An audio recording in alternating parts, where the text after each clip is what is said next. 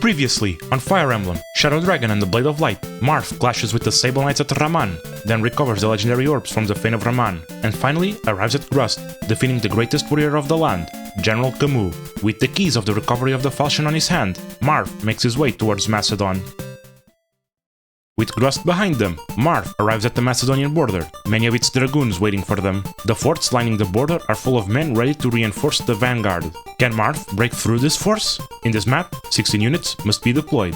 The player army starts in the south, split into 3 groups, with a convoy nearby the central group, while the enemy army starts in the north, a line of Wyvern Knights spread out through the horizontal space. These will be aggressive as well as the generals and mages, but the paladins will take a more defensive stance. I send each of my groups to the north, my flanks helping to distract the Wyvern Knights, while my center deals with generals and paladins. The paladins being more defensive means that good positioning will allow me to deal with lesser numbers of them per turn. The sniper along this group will drop a silver ball when defeated. Once I make my way to the north, I make sure to block most of the line of forts present to reduce the number of reinforcements that spawn. In the middle of this line of forts is a convoy, an armory holding the sword inventory of chapter 18, and a vendor holding the recover staff inventory of the same chapter. Conspicuously present among the mountains in the east is a forest tile, there being present a secret shop that holds stat boosters, most importantly the power and speed rings. I stock up on some, then deal with the boss. Guarding the Macedonian border is Oridian, a level 10 paladin with a javelin. Although nowhere near as threatening as Camus, having good strength with a ranged weapon means I still have to exercise some care when approaching him. I start with Marth, holding the Mercurius, still holding the orbs as well, and end him with Lynth's Thoron, Oridian dropping a paladin's honor when defeated. When Marth seizes the castle, he receives a magical message from Gotoh, revealing he's in a village north of the Macedon area, reminding Marth to deliver the orbs for the Starlight tome. This tome is the only way of retrieving the Falchion from Gharnef, who hides in Thabes, City of Illusion, where he holds Princess Elise in captivity. Gotoh has been protecting her, but can't hold on forever, urging Marth to hurry. Marth moves to the north.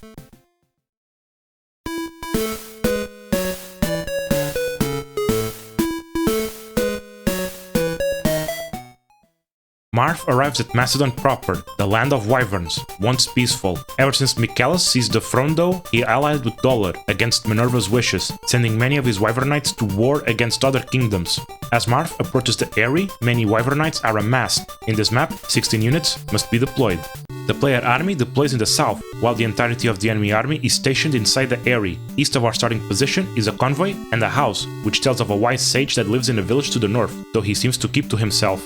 I move my army through the east side of the area to help secure the village, while the enemy sends the bulk of its force. Consisting of mostly flyers though, means they won't be able to make use of the evasive properties of forests and mountains. Once this melee between our forces ends, I visit the village with Marth, finally meeting Gotoh in person. Since Marth held with him the Starsphere and Lightsphere, he delivers them to Gotoh, who hands Marth the Starlight tome, the only thing that can counter Gharnef's Imhulu tome. On the northwest of the map is a convoy, 2 armories, one holding many bows and ballista, the other holding the inventory of the previous chapter, and 2 vendors, one holding the tome inventory of chapter 20, the other holding the inventory of the previous chapter. Inside the area are multiple forts that will spawn reinforcements if I'm not fast enough to block. Also inside the area are 2 Wyvern Knights. The one guarding the castle is a generic that will drop a Skydrake whip when defeated, which I give to Pala, and the other is none other than the boss.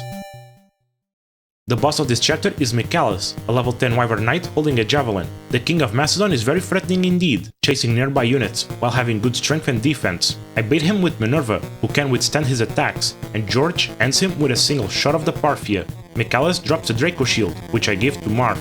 With Michaelis gone, I seize the castle with Marth. Meledes has discovered the location of Thabes, which is to the north of Kadin, in the desert of Mamorthod. Meledes also recounts rumors that no one who has entered Thabes has ever returned. Marth, however, vows to recover the Falchion and rescue his sister, even if he must dive into danger, Gharnef's defeat being imminent. Marth heads to the edge of the world.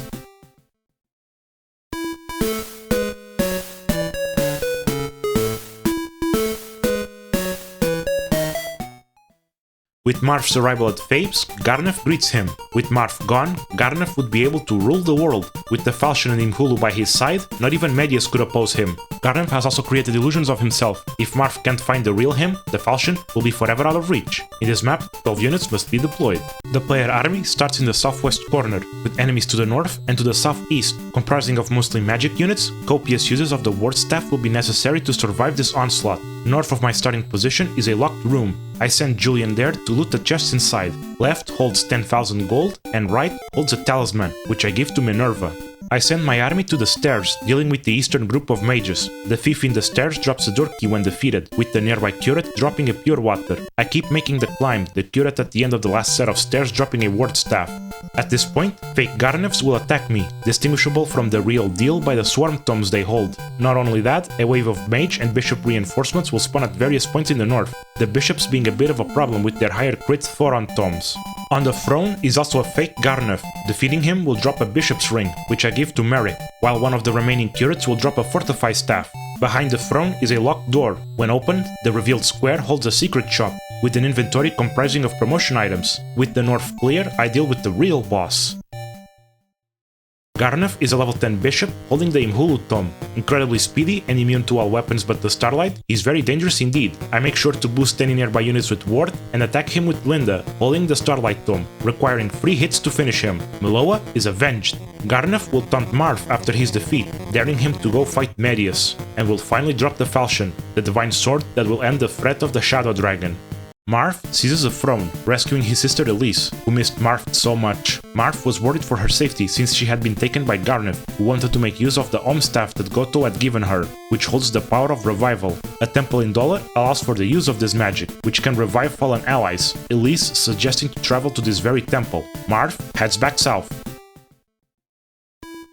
Marth has finally retrieved the Falchion, and much of the world has been freed from Dollar's tyranny. The only remaining threat is that of Medius himself, in Dollar Keep. With the Falchion in hand, the end of the Shadow Dragon is nigh, and the continent of Arcanea will finally find peace. Thank you for watching, and I'll see you next time, as Marth finally faces Medius, the Shadow Dragon.